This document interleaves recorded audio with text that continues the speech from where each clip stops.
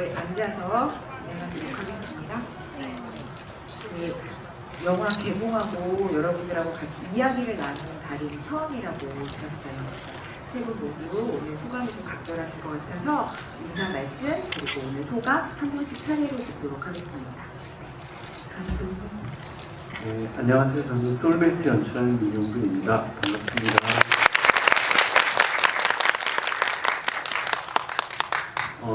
소울메이트 첫 GV라서 되게 떨리기도 하고요. 뭐 요즘에 어쨌건 스크린을 통해서 관객분들하고 만나 뵙고 있고, 그리고 이제 올려주시는 영화평들을 읽으면서 아 이렇게 보셨구나 라고 이렇게 보는 낙에 살고 있습니다. 네, 영화 끝까지 봐주셔서 감사합니다. 네, 안녕하세요. 소울메이트에서 안비서 역을 맡은 김다입니다. 반갑습니다.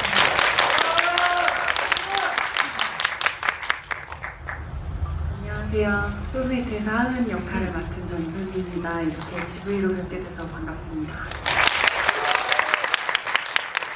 오늘 여러분 여기 스크린에 안내되어 있는 대로요. 여러분 영화 보고 어떻게 느끼셨는지 또 배우님들, 감독님한테 어떤 거 물어보고 싶으신지 오픈 채팅방으로 제가 읽고 전해드리려고 하거든요. QR코드 따라서 들어오시면 되니까 따라와서 열심히 올려주시면 제가 쌓이는 대로 열심히 퍼날려 드리도록 하겠습니다. 네, 그러면 아까 제가 앞서 소개해드릴 때도 말씀드렸지만 이 영화를 보고 다들 궁금해하시고 공통으로 느끼실 만한 거를 좀 여쭤보면 좋을 것 같아서 그것부터 좀 여쭤볼게요.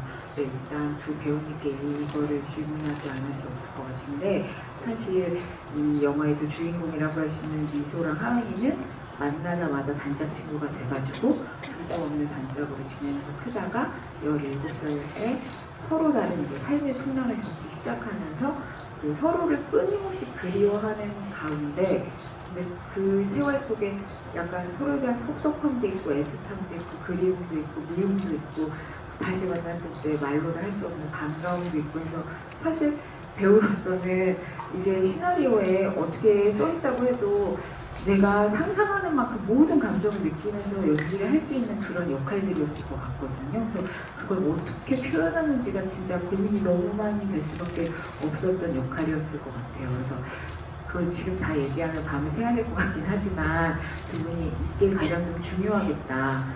이게 이 서로에게 이 역할들이 약간 내가 이 사람을 이렇게 생각하고 있구나를 어떻게 보면 깨달아가는 과정일 수도 있잖아요. 그런 걸 좀 중심 맥락을 어떻게 생각하고 연기하셨는지부터 좀 들어보면 좋을 것 같아요. 저는 일단은 그 미소와 하은이 간의 균열이라는 약간의 뭔가 균열 정도가 생긴 시점이 진우 그 동굴에서 보이는 그 장면이셨을 텐데 그 이후에도 사실 뭔가 미소로서는 되게 다양한 고민들을 했을 것 같고 또 뭔가 어떤 사건들이 조금 미소로서는 개인적으로 있을 거라고 생각을 했었어요. 제주항을 떠나기 전에. 근데 일단 저는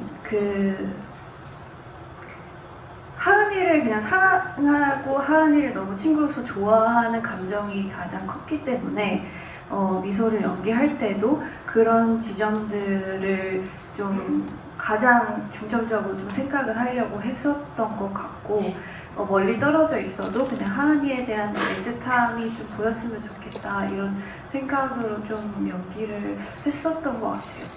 애틋함, 사랑하는 마음. 저희도 프리를 준비하면서 그 시작이 어디일까, 그 균열의 시작이 어디일까에 대한 얘기도 많이 했던 것 같은데 저는 저희가 연기하면서는 그쯤이라고 얘기를 했던 것 같아요. 그런데 제가 최근에 영화를 보고 느낀 게 이제 영화로 만들어지니까 또 시나리오로 볼 때랑은 다른 점들이 있더라고요. 그래서 저는 개인적으로 미소는 눈치채지 못했지만 하은이한테 먼저 생긴 어떤 균열의 씨앗 같은 게 나는 가끔 미소가 부러워하고 얘기할 때 그 부럽다는 마음이 생겼을 때 뭔가 아무한테도 솔직하게 사실은 부러워서 저 친구에 비해서 내가 모자라게 느껴져.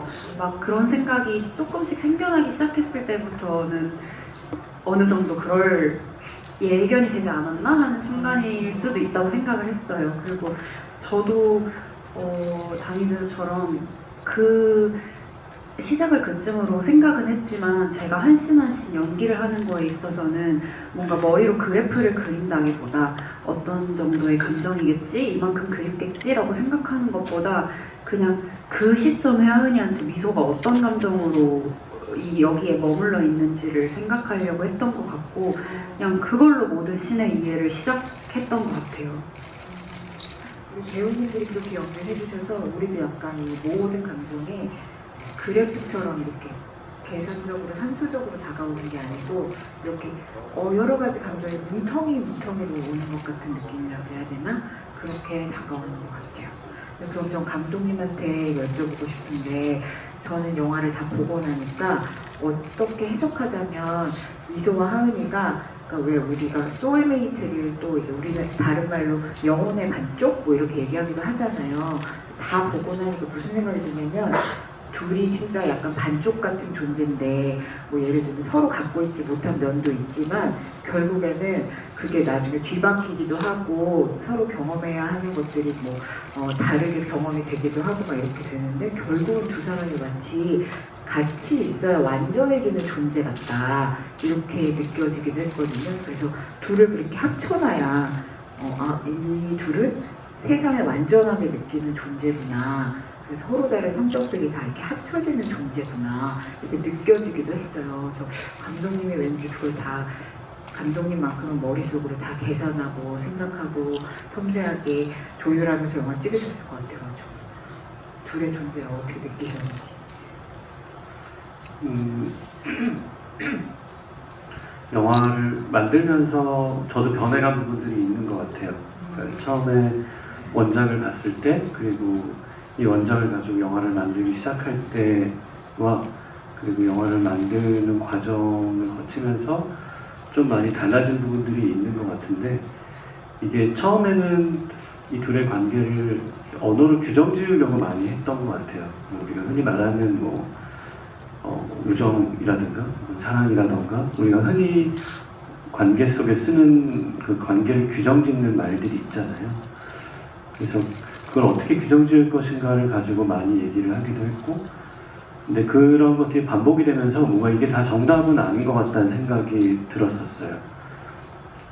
그 둘의 관계에 있어서는 사실 사랑이라고 하는 것도 굉장히 촘촘한 스펙트럼이 있다라고 생각이 돼요. 그리고 정말로 이 세상에 존재하는 사랑이라고 하는 것들은 너무 많은 모양새를 하고 있기도 하고 그리고 나라는 존재도 그렇고 미소랑 하은이라고 하는 존재도 표면적으로는 굉장히 규정하기가 쉽죠. 저희 뭐 예고편에 있는 것처럼 뭔가 되게 자유로운 영혼 같은 미소가 있고 그리고 고요한 정무라 같은 하은이 있고 근데 그 개개인의 존재 자체도 이 우정이나 사랑과 같은 관계를 규정짓는 단어처럼 개개인의 존재도 사실 규정지을 수 없다는 생각이 들어요. 그 영화를 찍으면서는 제가 갖고 있던 생각은 이 둘의 관계라든가 그리고 하은이라는 인물, 미소라는 인물을 언어로 가두지 말아야겠다라는 생각이 가장 컸던 것 같아요. 그래서 궁극적으로는 관객분들이 이 인물들을 느끼시고 마지막에 이제 어떤 장면들을 향해 갈 때 좀 복잡한 감정, 복합적인 감정들이 들었으면 좋겠다라는 생각이 들었었어요. 그러니까 말로 쉽게 규정하기 어려운 그냥 묘한 감정들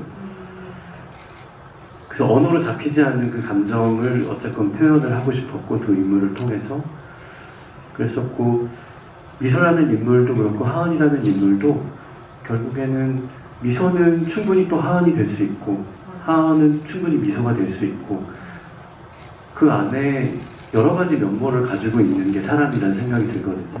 그래서 어찌 보면 초반에 미소를 규정짓는 단어들 영화의 초반에 그렇게 규정짓게 나오긴 하죠. 등장하긴 하죠.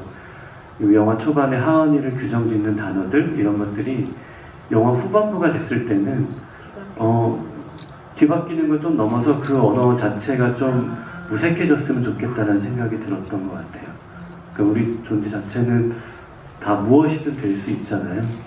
그런 것처럼 미소도 하은이도 그랬으면 좋겠다라는 생각이 들었었어요. 근데 많이 경험하실 텐데 왜 친구들 사이가 길어지면 그럴 때 있잖아요. 어렸을 때 내가 얘를 다 아는 것 같은데 길어지다 보면 의외로 삶의 궤적이 이렇게 달라지면서 내가 알던 애가 맞긴 맞는데 한편으로는 내가 전혀 상상하지 못한 삶의 어떤 영역으로 가는 걸 보면 되게 뭐라 그래 진짜 약간 신기한 느낌이 들기도 하잖아요. 근데 둘이 그런 걸 느꼈겠다 이런 생각이 좀 들더라고요. 근데 관련해서 그 동굴씬에 관련해서도 물어봐 주시는 분이 많은 것 같아서 제가 이거 여쭤보고 여기 있는 많은 질문들 구체적으로 퍼날라드리도록 하겠습니다. 근데 저는 그러니까 이게 일종의 어떻게 보면 영화를 보다 보면 가장 놀라는 순간 중에 하나가 그 동굴씬이 아 이런 거구나 라고 처음에 지나가다가 그날의 진실이 나오면서 이 세 사람의 관계가 내가 흔히 생각하는 멜로 영화에서 나오는 그런 삼각관계라서 그런 게 아니구나 라는 걸 알게 되잖아요. 근데 그렇게 치면 어떻게 보면은 미소는 그날 진우의 입맞춤을 받아주지 않았는데도 그 사건을 통해서 뭔가 내가 하은이 곁에 있으면 안 되겠다는 생각을 한 거고 그래서 그 목걸이를 혼자 이제 가야 되는 입장에서 어떤 행운의 상징처럼 불운을 막는 것처럼 가져간 거라고 생각하고 연기하신 거예요. 어떻게 해석하셨어요?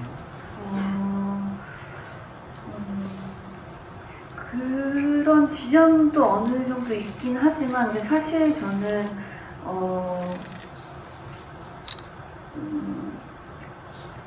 미기가 하은이와 진우 사이에 대해서 본인이 이제 그 진우와 동굴에서 일어난 일에 대해서 미소도 진우가 다가오는 순간까지는 저는 받아들였다고 생각합니다. 사실 그게 찰나의 감정이지만 그게 궁금증이든 뭐 이게 분위기 때문이든 미소도 사실 아예 처음부터 이렇게 해버리진 않았으니까 그래서 어떤 분위기로 인해 미소도 그걸 받아들이는 지점이 있을 거라고 생각을 해서 미소 속으로도 그거에 대한 좀 어떤 마음을 가지고 있을 거라고도 생각을 했어요.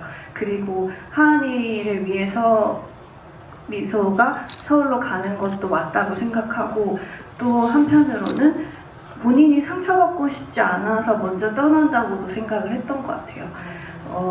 이제 워낙 이제 그 전에도 엄마한테 많이 떠돌이 생활을 하고 엄마는 그렇게 해왔던 인물이니까 좀 아픔이 있는 미소로서는 그냥 먼저 본인이 가는 것도 어떻게 보면 미소의 방어적인 부분도 전 있었다고 생각이 들었던 것 같아요. 그 목걸이를 가져가서 지니고 다니는 마음은 이 세상에서 혼자가 된 나의 존재를 어느 정도 그래도 지키고 싶은 마음 같은 거예요. 의지하고 싶었던 것 같아요. 거기에 목걸이에. 친구와 진우를 다툰 그 아름다운 시절들에 대해서 근데 그러면 이제 하은이의 마음에 대해서도 물어보지 않을 수 없는 게 사실은 오해를 했던 게 아니라 그래서 뒤에 대사로 간접적으로 나오긴 하지만 그때 미소가 영원히 내 옆에 있을 것 같았는데 뭔가 이 사건으로 인해서 나를 떠나가려고 하는 것 같은 마음이 드니까 솔직히 말하면 그 나이 때 내 마음을 정확히 다 모르잖아요. 그러니까 뭔가 모르는 불안과 그 약간 미움과 이런 것도 있는데 그 나중에 또 여행을 가서라든가 끊임없이 그 목걸이를 갖고 있는 걸 보는데 그 마음은 어땠던 걸까 이게 궁금하더라고요. 저는 미소가 그런 방어적인 이유에서 떠나기를 결심했던 것과 마찬가지로 하은이도 사실 미소한테 얘기를 꺼냈다면 충분히 화해할 수 있었을 거라고 생각해요. 근데 그 타이밍이 참 한 번 지나가면 다시 잡기가 어렵잖아요. 그래서 그 딱 적절한 타이밍이 왔을 때는 무서웠고 이 얘기를 꺼내서 미소를 불편하게 만들었을 때 이 친구가 이거를 피하고 싶다거나 나랑 멀어지고 싶다거나 하는 마음을 가질까봐 그게 두려워서 솔직하게 말을 못했던 것 같아요. 그래서 저는 하은이도 그 갈등을 피하려고 하다가 더 크게 만든 거라고 생각을 했거든요.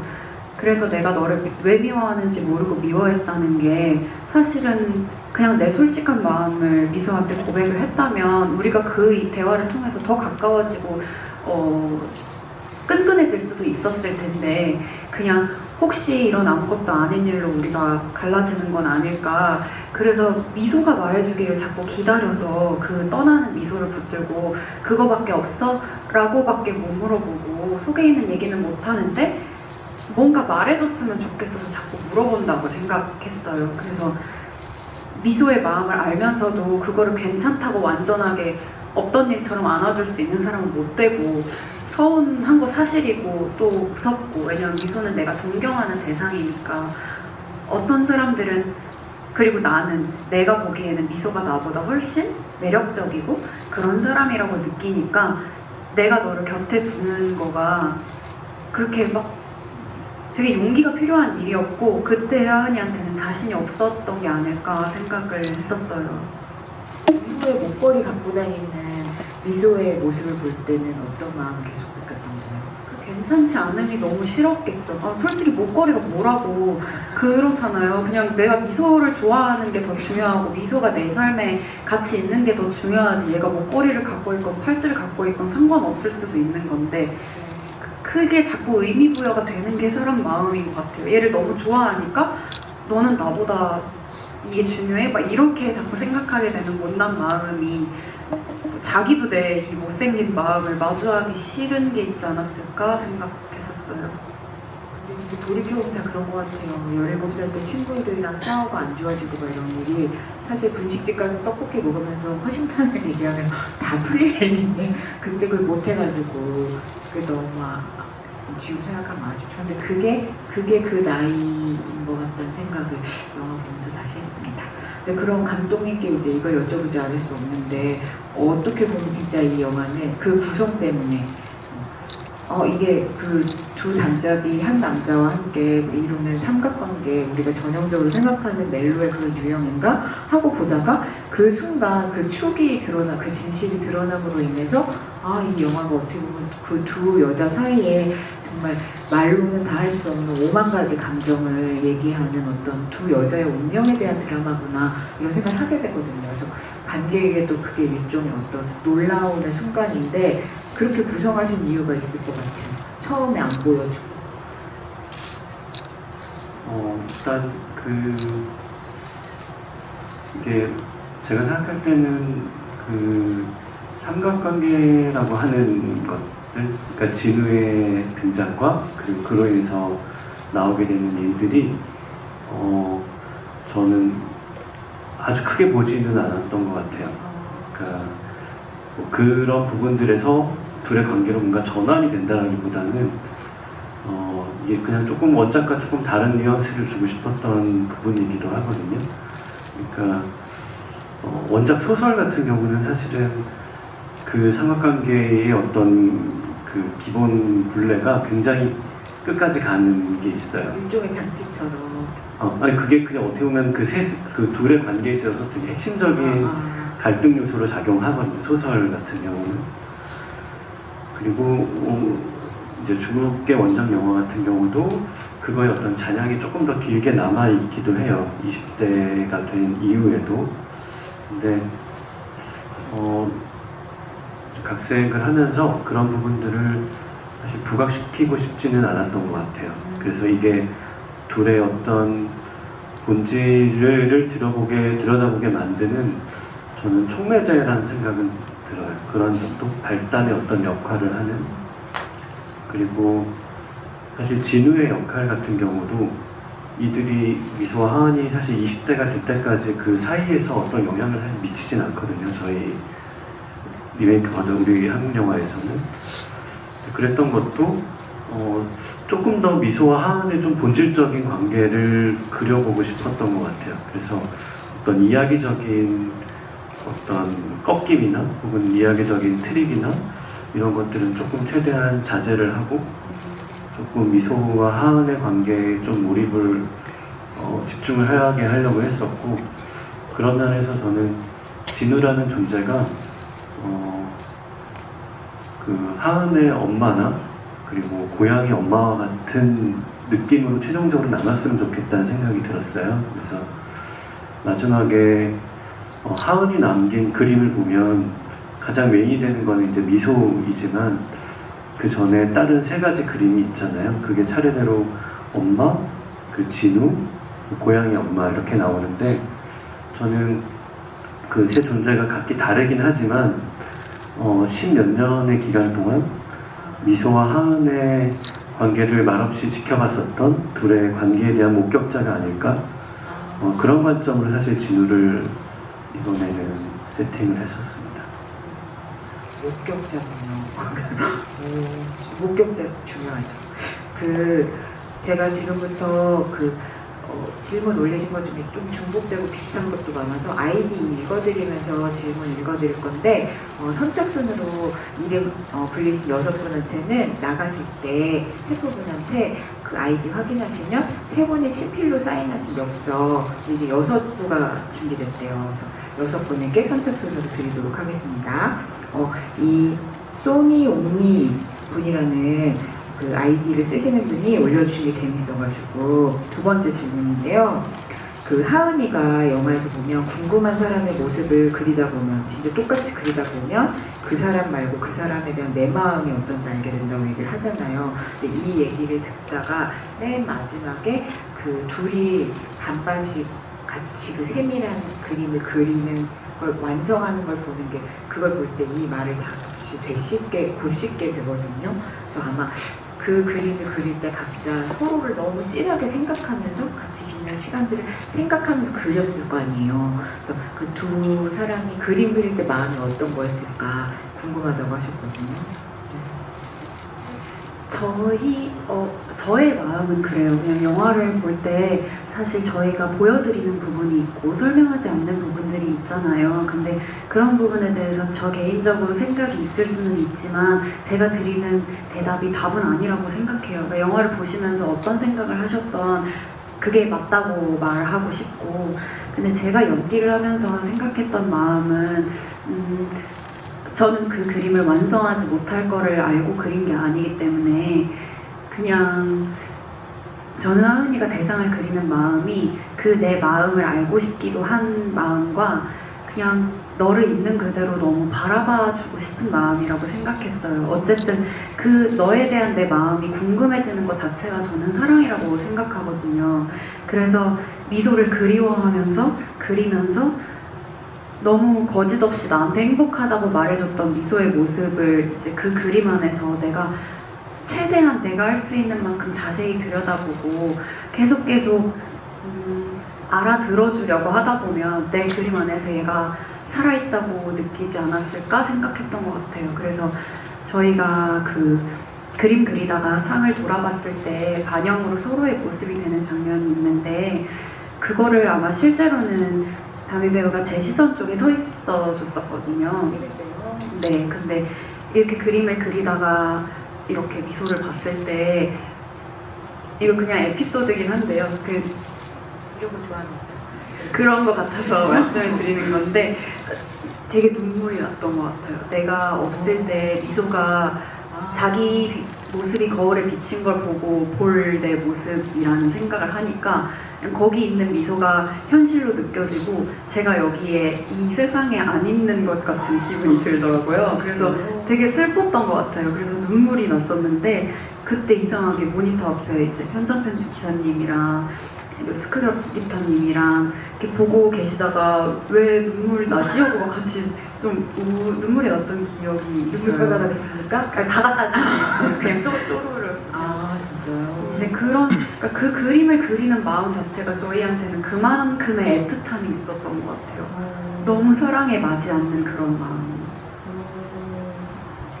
사랑 없이 그릴 수 없는 그림이죠. 저는 사실 저도 무언가 딱 정해놓고 사실 연기를 하진 않았어요. 그냥 그쯤에는 저희가 이미 너무 많은 촬영을 하고 난 뒤기도 했고 그리고 시나리오 상으로도 사실 뒷부분이라서 사실 뭐 어떤 표정을 짓든 그걸 바라보는 관객분들의 몫이라고 생각을 했던 것 같아요. 그래서 그냥 그때 그냥 느끼는 그 마음이 저도 정확히 이게 항상 제가 소울메이트 촬영하면서 느꼈던 건데 무언가 감정을 설명할 수 없다는 느낌을 많이 받았던 것 같아요. 뭔가 이게 어떤 마음이다라고를 말을 못하게 했어가지고 그냥 하은이를 바라보고 그냥 그때 느끼는 거를 그냥 표현을 하려고 했던 것 같아요. 근데 저는 사실 영화 볼 때 그런 게 너무 궁금했어요. 이게 한국 영화에서 되게 오랜만에 보는 수채화 감수성이잖아요. 근데 여러분 아시겠지만 아무리 시나리오에 우리 영화는 수채화 감수성을 추구합니다. 이렇게 써놓고 감독님이 수채화 감수성이라고 합숙하면서 막 배우님 스태프랑 얘기를 해도 그 감수성이라는 게 사실 찍는다고 찍히는 게 아니거든요. 근데 그게 어떻게 보면 영화의 운이기도 하고 감독님 연출력이고 배우님 연기력이기도 한데 첫 장면부터 그게 이제 수채화 감수성이 오 하고 수채화네 이렇게 된다는 게 진짜 어떻게 보면 영화의 신비인데 그게 너무 신기한데 그거는 제가 아무리 스티븐 스필버그한테 물어본다고 해도 정석으로 가르쳐주진 못할 것 같거든요. 그래서 그럼 어떻게 스티븐 스필버그 대신 민용훈 감독님한테 물어볼까요? 감독님 영화가 약간 수채화 감수성이잖아요. 그런 거 어떻게 하는 거예요? 수치한지는 잘 모르겠는데 그냥 그때 찍을 때 촬영할 때를 생각해 보면 여기 나오는 이제 어린 미소와 하은이 있잖아요. 어릴 때 나오는 그 두 친구도 1살 차이거든요. 그 어린 미소가 1살이 많아요. 근데 둘도 오디션을 볼 때 바로 연달아 봤었어요. 순서가? 네, 어떻게 그렇게 됐는데 둘이 대기하고 있다가 이렇게 스쳐 지나가면서 이렇게 오다 가다 보면서 서로가 서로의 상대역이 될 것 같은 느낌이 들었다고 하더라고요.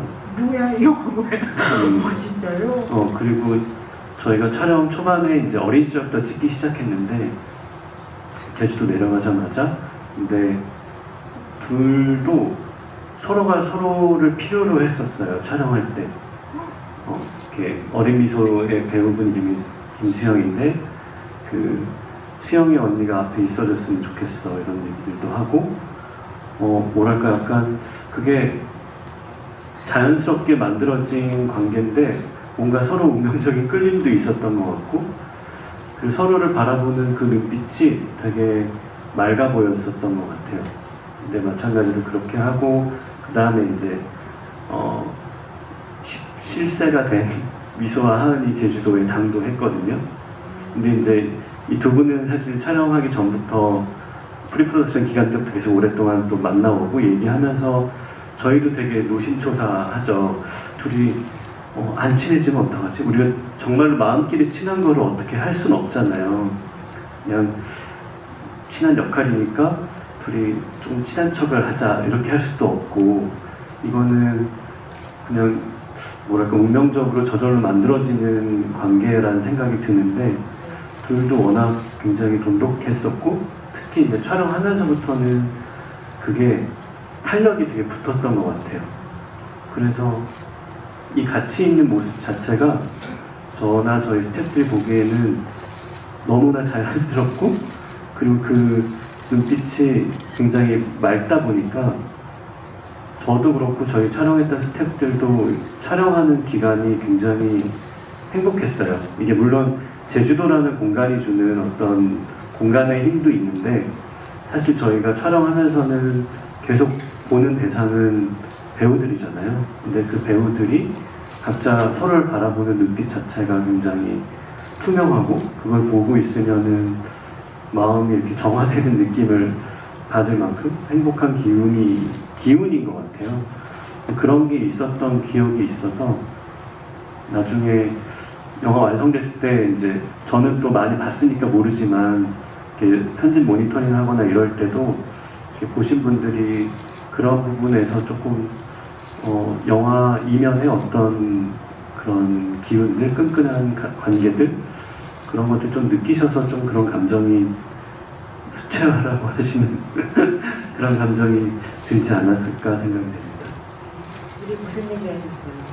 감독님 전에 귓속말로 무슨 얘기 하셨어요? 아니 저희가 초반에 감독 얘기하신 대로 친해질지에 대해서 되게 그 걱정이 있으셨다 하셨잖아요. 그래서 초반에 되게 그 저희 프로덕션 팀이 뭔가 이렇게 애써주셨던 자리를 만들어 주시려고 했던 그 기억이 갑자기 나가지고 둘만 남기고 가고 막 약간 이런 거예요. 약간 그런 건 아닌데 뭔가 되게 더 이렇게 말을 많이 하려고 노력을 해주시고 막 이런 기억이 있어요. 지금도 이제 집에 그 사진이 있는데 이렇게 둘이 처음에 이렇게 상견례식으로 어디 이렇게 식당에서 같이 만났던 날이 있어요. 근데 그날은 뭐 저도 있고 뭐 제작사 대표님도 있고 또 이제 여러분들이 또 있는 자리여서 사실 막상 이 두 사람은 말이 없고 이렇게 주변 사람들이 뭔가 분위기를 만들려고 막 이러고 그래서 그날 뭐 재밌게 끝나고 그 다음에 그럼 두 번째 자리를 우리가 어떻게 만들어주지 이렇게 고민을 막 하고 있었는데 이미 만나서 5시간을 서로 그냥 둘이 그냥 연락해가지고 이미 만나서 5시간 이상 막 수다를 떨고 이렇다 그러더라고요. 그래서 그 이후부터는 우리가 섣불리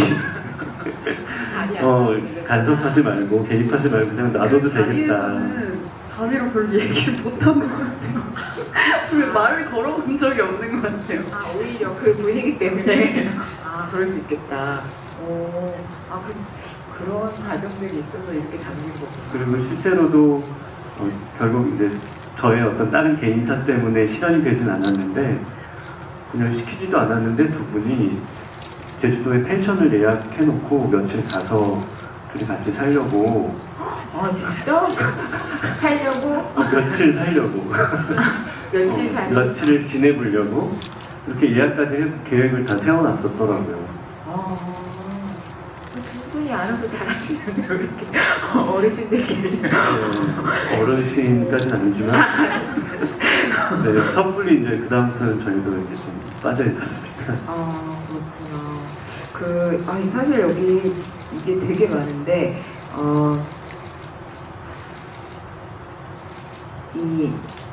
여기 보면 이것도 되게 많아요. 여름은 와서 블로그 계정 주소에 0810으로 되어 있는데 이게 하은이 생일이냐? 그렇다면 난 미소의 생일도 궁금하다라고 미음님께서 물어보셨거든요. 감독님이 마이크에 안 대고 지금 정하라고. 지금 정해주세요. 그래서 미소의 생일과 하은이의 생일을 공식적으로 공개해주세요. 그러면 개봉일로 3월 15일 하겠습니다. 그러면 미소는 3월 15일이고 이게 하은이 생일 맞아요? 네, 맞습니다. 근데 여기 숫자에 대해서 영화를 솔직히 여러 번 보신 분들이 많은 것 같아요. 이거 디테일을 물어보신 분들이 많은데 일단 이거 다 궁금해하실 것 같아서 기특한 미소하은 님께서 민용근 감독님 미소하은 진우가 88년생이던데 88년생으로 설정하신 이유가 뭔가요? 라고 일단 물어보셨어요. 처음에 이제 스토리를 최초에 이제 기획을 할 때 그 부분이 고민이 사실 많았었어요. 그리고 지금 나온 시나리오 버전 이전에 전혀 다른 이야기 버전으로 2개의 시나리오가 사실은 더 있거든요. 거기에 처음에 첫 번째 버전에 다른 이야기의 시나리오에는 73년생으로 시작을 해요. 73년생? 네네. 그래서 굉장히 긴 시간을 다루는 시나리오 버전이 있어요. 그리고 그 다음에 두 번째 버전의 또 다른 이야기는 80년생 버전의 이야기가 있고, 그리고 이제 저희가 이제 마지막으로 이제 영화를 만들어지게 된 파이널 버전에서는 88년생으로 되어 있었는데, 그게 뭐 각각의 굉장히 여러 가지 이유가 있어요. 그리고 뭐랄까, 우리가 미소와 하은이 가장 찬란한 어떤, 우리가 청춘이라고 말하는 어떤 시기를 보내는 그 시기가 이 태어난 연도를 결정하는 데 좀 중요하게 영향을 미쳤던 것 같아요. 그래서 각각 1, 2버전도 각각 이유가 있었지만 지금 88년생 버전 같은 경우는 일단 두 배우가 17살 시절부터 이제 현재 시점까지 이렇게 한 배우로 연기를 할 수 있다는 장점이 있었고, 그리고 둘이 가장 즐겁게 뛰어노는 행복한 시절인 고등학교 시절이 2004년, 2005년 뭐 요 시기예요. 근데 이 시기가 어떻게 보면은 기존에 영화나 드라마에서 또 많이 다루어지지 않았던 시기이기도 하고, 그리고 현재에도 있는 어떤 스마트폰의 최초의 어떤 그 휴대폰, 폴더폰의 버전이 있기도 하고, 그러니까 현재 우리가 하고 있는 스마트폰이나 SNS나 그리고 많이 어떤 노는 어떤 거리들에 있어서 그 어떤 발단이 됐던 시기인 것 같아요. 그래서 지금도 기억하고 계신 분들도 있고, 그런 어떤 추억들이 보시는 관객분들로 하여금 나의 그 어린 시절, 10대 시절을 좀 떠올리기에도 되게 좋겠다 싶은 생각이 있어서 결국에 최종적으로는 88년생으로 결정이 됐죠. 전략적 사고에 의해서 다양한 경우를 모색하다가 지금과 같은 아름다운 결말을 지으셨네요. 그래서 그 스쿠터 번호판도 1988이냐고 물어보시는 분도 많거든요. 네, 그거는 이렇게 의도한 거는 아니었는데 저희 미술팀의 아이디어였었어요. 그 저희 그 하늘색 스쿠터를 세팅하면서 되게 여러 가지 스티커들도 붙이고 되게 여러 가지를 했었는데, 그 미술팀 분들이 1988이라는 번호판을 딱 갖다 주셨는데 되게 그냥 이게 사물이잖아요, 스쿠터가. 근데 거기 1988이라고 하는 번호판이 붙으니까 약간 생명체처럼 느껴지기도 하고 약간 좀 개인적으로는 애틋하게 느껴졌었던 것 같아요. 여기 사실 이분 보면은 엄청 많이 올려주셨는데 질문을, 미소의 영원한 친구 하은이라는 분 질문 중에서 제가 감히 하나만 일단 찝어보면요, 이게 아마 영화를 보신 분들과 함께 할 수 있는 자리니까 할 수 있는 질문인 것 같아서, 그래서 결국 결말을 보면 하은이는 결혼을 박차고 진짜 이제 자기 마음 가는 대로 살고 싶은데 임신을 한 건 알게 된 상태에서 찾아가는 사람이 이제 미소인 거잖아요. 그러니까 그 마음은 어떤 걸까 일단 궁금하고, 그 미소가 그래서 하은이를 딸로, 그 딸을 정말 자기 어떻게 보면 그 소울메이트가 이어지는 것처럼 그 인연으로 데리고 키우는 거잖아요. 근데 그게 진짜 그 마음을 생각하면 그것도 엄청난 마음이잖아요. 그래서 그걸 어떻게 두 인물이 받아들였던 걸까 이런 걸 되게 궁금해하시는 것 같거든요.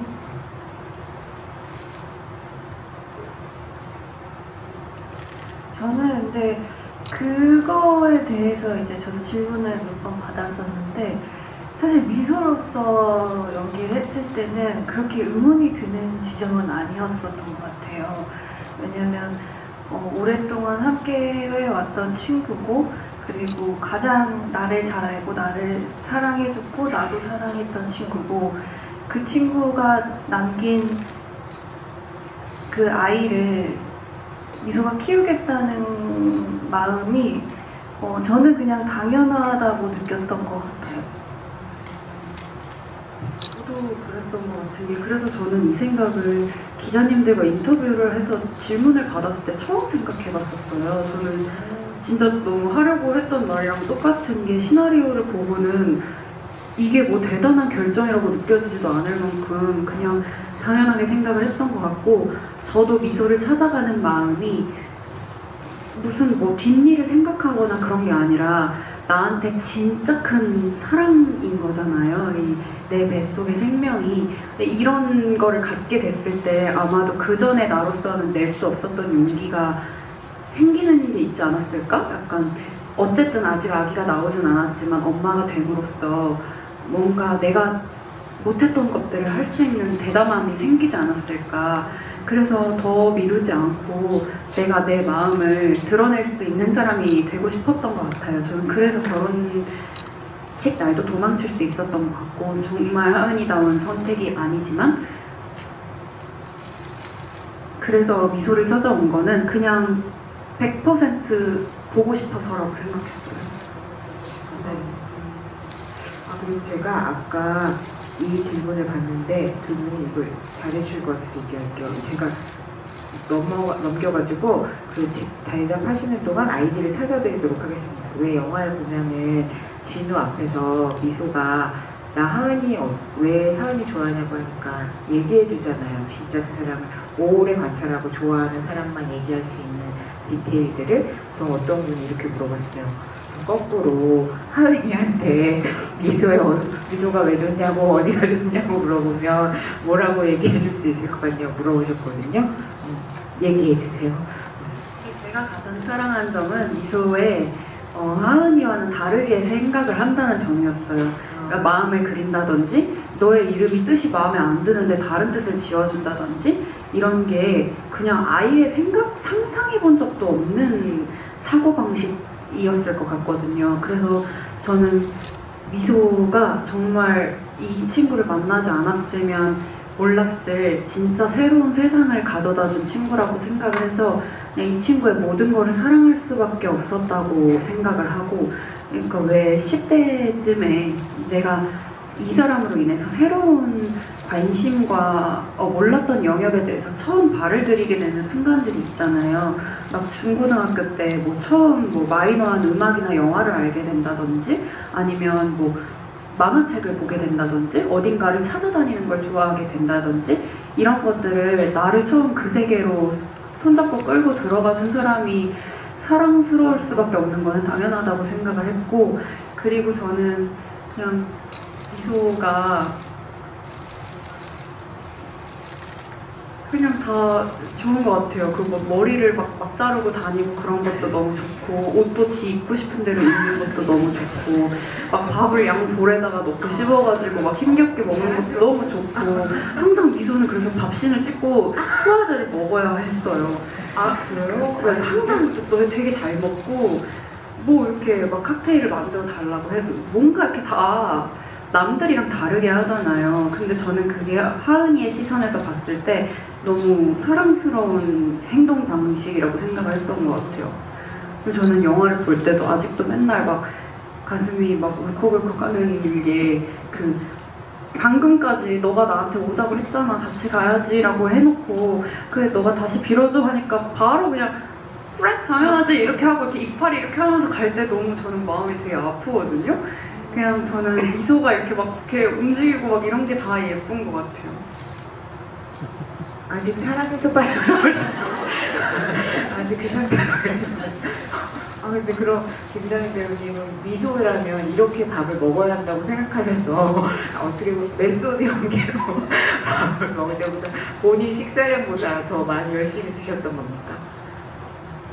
네, 그러니까 그 하은이네 어머니가 해주신 밥이 미소한테는 가장 맛있는 밥이지 않았을까 싶어요. 그래서 그렇게 오고 먹었던 것 같습니다. 아주 맛있는 느낌이었습니다. 제가 열심히 빨리 그걸 찾아보도록 하고요.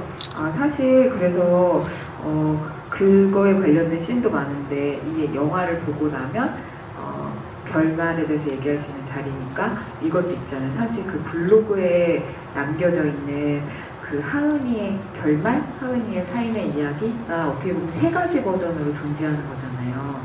그래서 이제 어떤 분들은 그 마지막은 상상이냐 막 이런 걸 물어보시기도 하고, 그게 서로 되고 싶었던 이상향의 어떤 실현이냐 이렇게 물어보시기도 하는데, 그 버전들이 어떻게 보면 관객에게는 양파 껍질이 하나씩 벗겨지듯이 그래서 둘이 서로를 어떻게 생각하고 서로한테 뭘 바라는구나, 위해주고 싶어하는구나 이렇게 느껴지는 거라서 이 구성 자체도 감독님이 결말로 향해 갈 때 되게 중요하게 생각하신 지점이었을 것 같아요. 그래서 그에 대한 얘기 좀 해주시면 좋을 것 같습니다.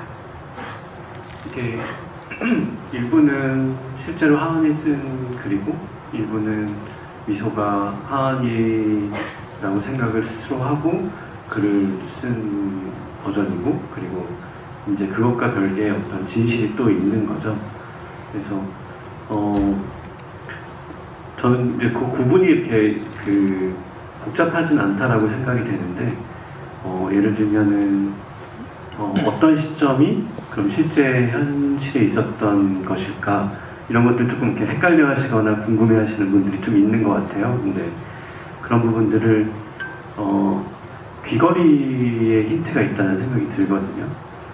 귀걸이를 잘 보시면 어떤 부분까지가 실제 현실이었고 어떤 부분이 이제 미소가 만들어낸 그 하은의 마음이었는지를 보실 수 있을 것 같고, 근데 이제 그 무엇이 현실이고 무엇이 그 가상의 어떤 상황이었냐를 사실 좀 떠나서 실제 가상의 상황도 그 둘의 인물에 있어서는 어떤 하나의 흐름처럼 느껴졌으면 좋겠다는 생각이 들었었어요. 그러니까 예를 들면 하은이가 공항에서 이제 멀리 떠나는 장면이라거나 여행을 하는 장면이라거나, 그리고 하은이가 오랜만에 미소를 찾아왔을 때 미소가 함께 살고 있는 그 가족들이 누구이냐라고 하는 것들도 이것이 실제 있었던 일이냐 아니냐를 떠나서 이 둘의 인물에게 있어서는 마음속에서 꼭 한번 해보고 싶었었던, 꼭 한번 살아보고 싶었던 그런 삶이 아니었을까? 그런 반영이라고 생각을 했었어요. 그래서 예를 들면 미소가 두 여성분하고 같이 사는 일종의 대한가족과 같은 그런 가족의 형태도 뭐 이런 부분들이 조금 원작과 달라진 부분들이긴 한데, 미소가 가장 원했던 삶이, 그 시기에 가장 원했던 삶이 무엇일까를 떠올려 봤을 때 마치 어린 시절에 고양이의 이름을 엉뚱하게 엄마라고 짓듯이 자기에게 어떤 결핍이 있는 그 엄마의 어떤 존재, 그리고 어떤 언니 같은 존재, 그 안에서 막내처럼 살고 싶은 미소의 마음이 반영이 되지 않았을까.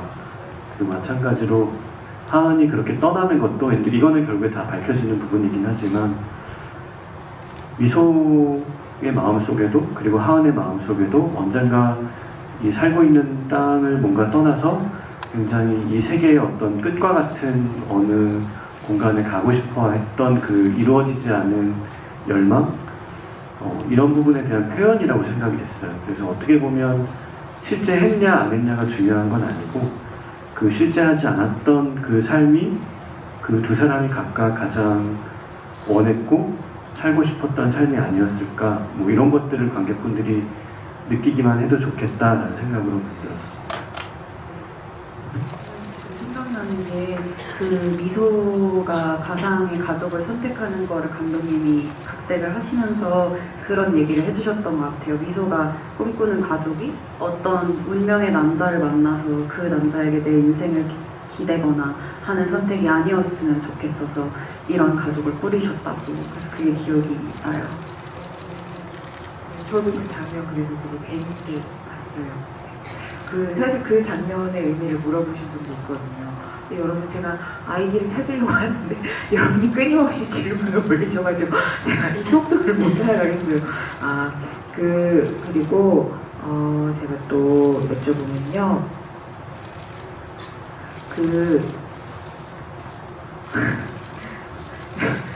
이거는 나이 먹고 다미님이 이렇게, 그래서 러시아는 나이 먹고 다미라는 나이를 먹으면 다미님처럼 될 수 있으니까 이 아이디를 쓰시는 분이 그래서 러시아는 아무도 안 갔다고 봅니다. 이렇게 결과적으로 아무도 안 갔다, 이렇게도 말씀하시고, 이거 물어볼까요?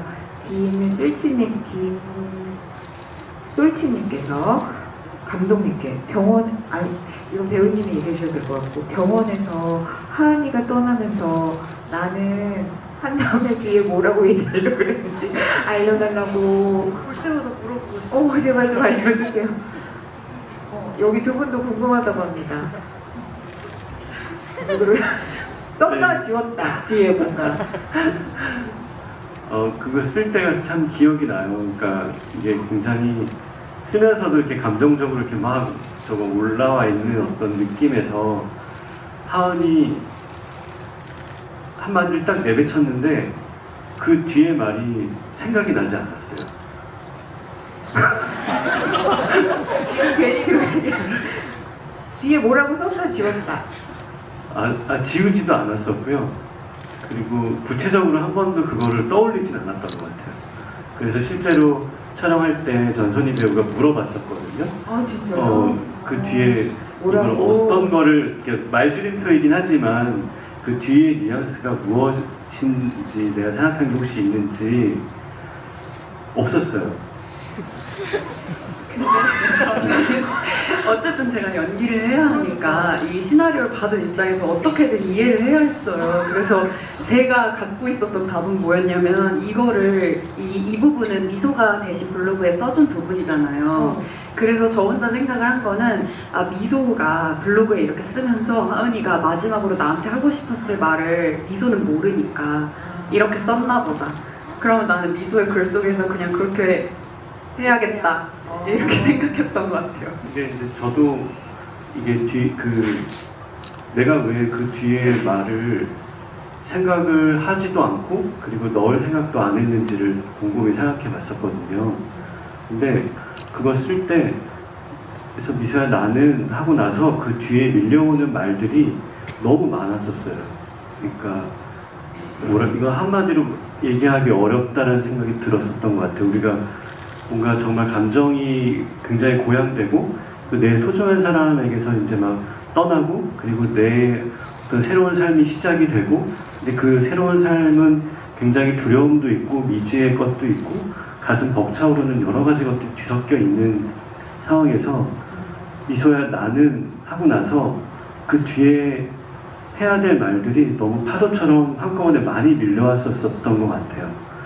그래서 하은이 말을 못하지 않았을까 생각이 됐고 저도 이제 그런 마음이 이제 쓰다 보니까 전해지다 보니까 그 뒤에 그냥 어떤 말을 넣고 싶지가 않았던 것 같아요. 근데 이게 어떻게 보면 아까 관계를 규정한다는 거를 조금 우리가 피한다라고 했었잖아요.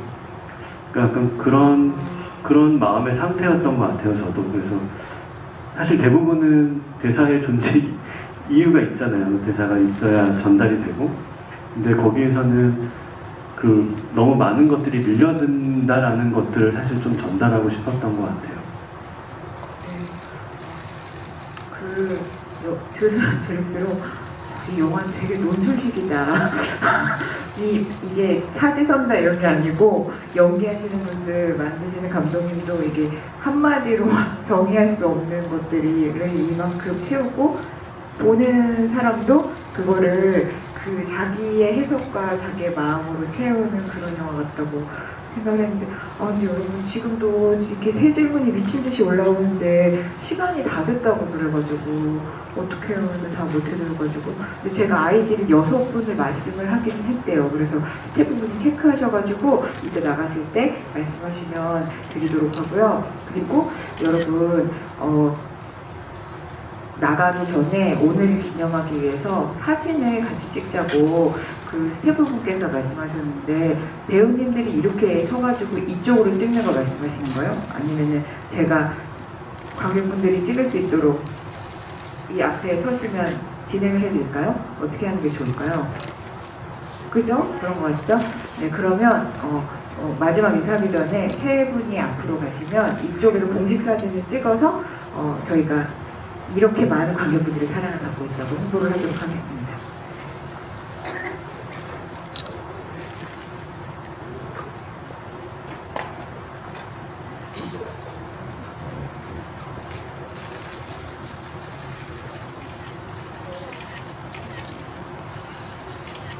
하나 둘 셋 할까요? 그럴까요? 네. 어떻게 할까요? 여러분 그 뒤에 계신 분들 활짝 웃어야 진짜 웃는 것처럼 나올 거 알죠? 제가 하나 둘 셋 할게요. 그렇게 해서 3번 찍을게요. 시작. 하나 둘 셋. 다시 하나 둘 셋. 네. 마지막입니다. 하나 둘 셋. 아이고 귀여우시다. 그러면 너무 아쉽죠 여러분? 네. 저도 아쉬워요. 하지만 세 분의 아쉬운 마지막 인사 듣고 마무리하도록 하겠습니다. 네, 저희 첫 번째 GV였는데 예전하고 많이 달라졌네요. 이렇게 직접 손을 들고 이렇게 질문하는 그래서 되게 신선했고요. 사실 저희끼리도 지금도 계속 만나면은 소울메이트 얘기를 사실 좀 많이 해요. 이게 뭐 찍었을 때 추억담을 얘기하는 것도 있고 그냥 볼 때마다 저도 그렇고 두 배우분도 그렇고 되게 좀 다른 감상을 얘기하더라고요. 그러니까 다른 지점에서 감정들이 왔었고 그런 것들에 대해서 얘기들을 되게 많이 아직도 하거든요. 그래서 관객분들도 이 영화가 사실 뭔가 되게 짧은 어떤 키워드로 규정되기보다는 되게 보시는 분들마다 조금 다른 지점에서 이입이 되고 다른 지점에서 마음이 가는 그런 영화로 남았으면 좋겠다는 생각이 들어요. 그래서 앞으로도 뭐 꼭 극장이 아니더라도 극장이면 더욱 좋지만 영화 생각이 가끔 살면서 가끔 나시면 좋을 것 같고 그로 인해서 자신에게 가장 소중한 사람에 대해서 그리고 정말 나다운 나에 대해서 한 번쯤 생각해 볼 수 있는 계기가 되는 그런 영화로 남으면 너무 좋을 것 같습니다. 네, 영화 봐주셔서 너무 감사드립니다.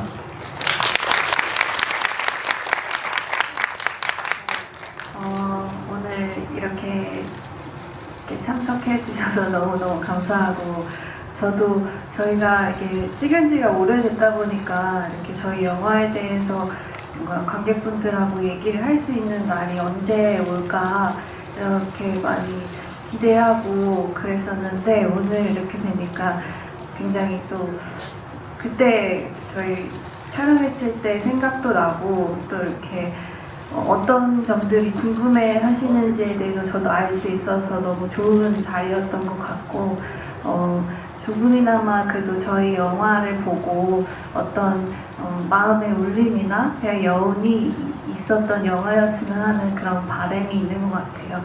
오늘 이렇게 참석해 주셔서 너무너무 감사합니다. 감사합니다.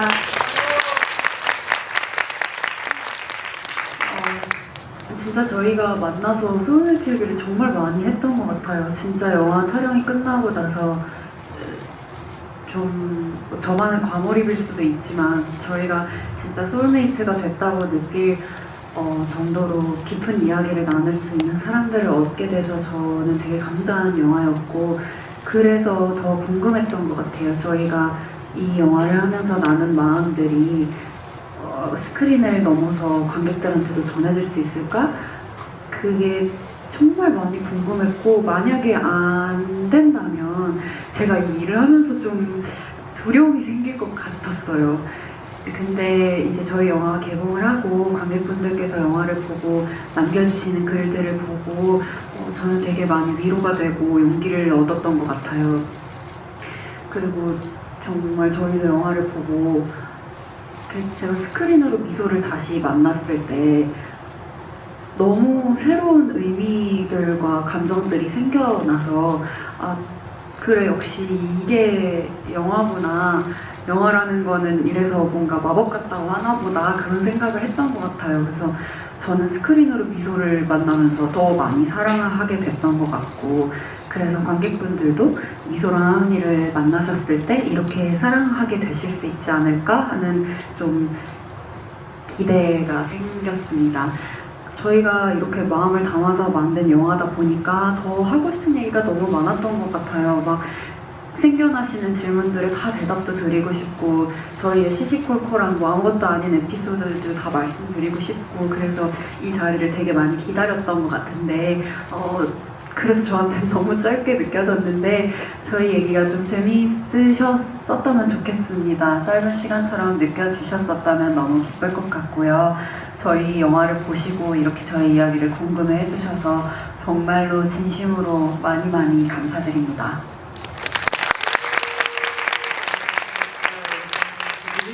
잘 꽉 채워주셔서 너무 감사하고 오늘 질문 다 못해드린 거 너무 죄송한데 이 연이어서 이런 자리 있는 거 아시죠? 네. 여러분이 열정을 보내주시면 더 만들어질 수도 있습니다. 그리고 상영 시간보다도 몇백 배, 몇천 배 더 긴 영혼을 가진 영화니까 많이 곱씹어주세요. 다 같이 인사하고 퇴장 어느 쪽으로 하시면 되나요? 네, 퇴장 도와드리도록 하겠습니다. 같이 인사할까요? 네, 하나, 둘, 셋. 감사합니다. 퇴장하시는 동안 박수로 보내드리도록 하겠습니다.